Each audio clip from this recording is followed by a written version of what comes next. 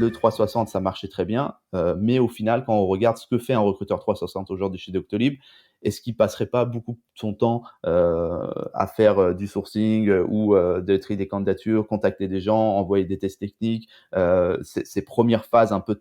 qu'on a appelé top of funnel, versus d'autres recruteurs parce qu'ils préféraient ça, ils aimaient pas trop le sourcing, ils aimaient pas ces choses-là. Eux passaient beaucoup plus leur temps à être avec les managers, construire des pipelines, pas construire des pipelines justement, construire des process, les optimiser, faire du lobbying. Par exemple, quand il y a un candidat qui est entre deux levels ou il y a un problème de salaire ou le feedback est pas clair, instinctivement, on s'est rendu compte que certains recruteurs avaient tendance à choisir ces combats-là plus que ou d'autres qui préféraient choisir des combats de top of funnel, aller chercher d'autres candidats, amener des insights du marché en disant ouais, ce talent pool ça marche pas. Et donc en fait, on s'est dit ok, ben en vrai, on va pas dire aux recruteurs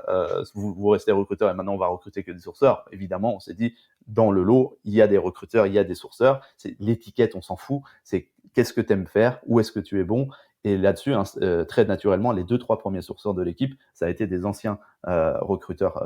full cycle qui ont dit non mais attends moi en fait ce que j'aime faire c'est ça, là où je suis bon c'est ça. Donc maintenant que tu m'as expliqué que c'est des postes équivalents, et d'ailleurs on a très vite dans les levels, dans les salaires, on est tombé d'accord pour se dire que c'est équivalent, c'est pas un bébé recruteur, un sourceur, c'est pas quelqu'un qui va